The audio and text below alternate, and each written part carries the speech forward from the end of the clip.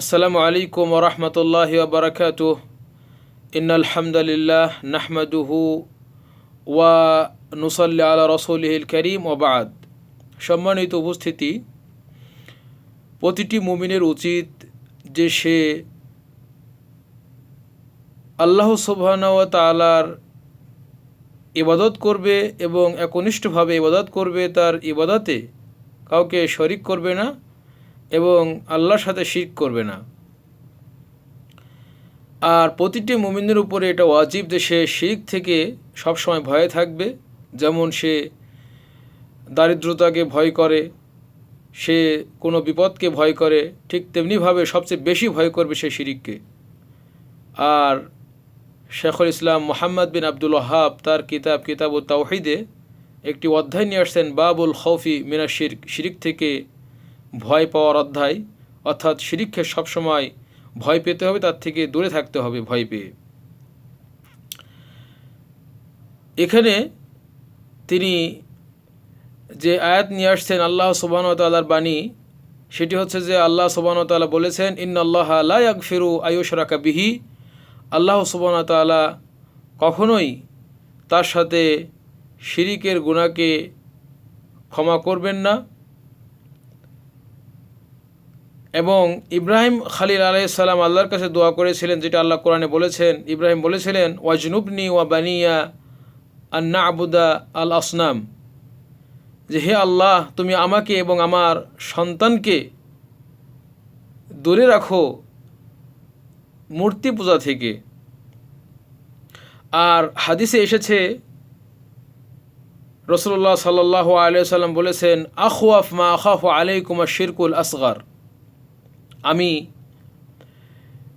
তোমাদের উপরে সবচেয়ে বেশি যেটা ভয় পাই, আমার বেশি যেটা ভয় হয় তোমাদের বিষয়ে, এবং যেটি সবচেয়ে বেশি ভয়ঙ্কর যেটা তোমাদের উপরে আমার নিকট, সেটা হচ্ছে আশ-শিরকুল আসগর, ছোট শিরক।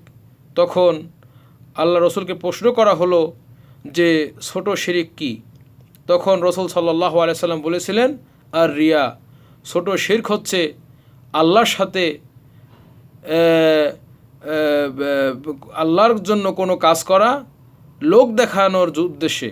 আল্লাহর আমি কোনো কাজ করতেছি, ইবাদত করতেছি, উদ্দেশ্য হচ্ছে আমার লোক দেখানো, কোনো ভালো কাজ সেটি করা লোককে দেখানোর জন্য, এটাই হচ্ছে শিরকে আসগার। অর্থাৎ নামাজ পড়তেছে উদ্দেশ্য যে আমি নামাজ পড়লে অমুক খুশি হবে, আমার আত্মীয় স্বজন খুশি হবে, লোকে খুশি আমাকে ভালো বলবে।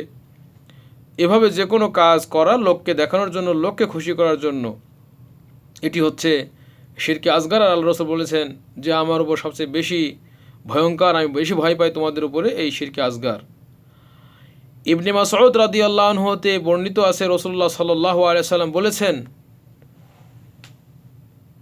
মান মাতা ওয়া হুয়া ইয়াদউ লিল্লাহি নিদ্দান, যে মারা গেল এমন অবস্থায় যে সে আল্লাহকে ডাকার পাশাপাশি অন্য কাউকে ডাকে, যেমন কোনো পীরের দরবারে যে তার কাছে ধন্না দেয়, কোনো ওলির কাছে যে ধন্না দেয়, কোনো বুজুর্গের কাছে যে ধন্না দেয়, আল্লাহকে ডাকার পাশাপাশি, দাখালান নার, সে জাহান্নামে প্রবেশ করবে। রাওয়াহু আল বুখারী। সোজা কথা যে মারা গেল এমন অবস্থায় যে আল্লাহর সাথে সমকক্ষ, যেমনটা আল্লাহর কাছে চাইতে হয়, বরকত চাইতে হয়, রিজিক চাইতে হয়, সন্তান চাইতে হয়, দুনিয়ার সবল কল্যাণ চাইতে হয়, এটার পাশাপাশি যেটা আল্লাহর কাছে যেটা চাইতে হয়, যদি অন্যের কারো কাছে সেটা চাই, আল্লাহর সমকক্ষ কাউকে ভেবে তাকে আহ্বান করে ডাকে, তাহলে সে জাহান্নামে প্রবেশ করবে। ওয়ালি মুসলিমিন আন জাবির রাদিয়াল্লাহু আনহু, মুসলিম শরীফে জাবের রাদিয়াল্লাহু আনহু থেকে হাদিসে এসেছে, আন্না রাসূলুল্লাহ সাল্লাল্লাহু আলাইহি ওয়াসাল্লাম قال, রাসূলুল্লাহ সাল্লাল্লাহু আলাইহি ওয়াসাল্লাম বলেছেন, মান লাকিয়াল্লাহ লা ইউশরিকু বিহি শাইআন, যে ব্যক্তি মৃত্যুর মাধ্যমে আল্লাহর সাথে সাক্ষাৎ করলো এমন অবস্থায় যে সে আল্লাহর সাথে কোনো কিছুকে শরিক করে নাই, দাখালাল জান্নাতা, সে জান্নাতে প্রবেশ করবে।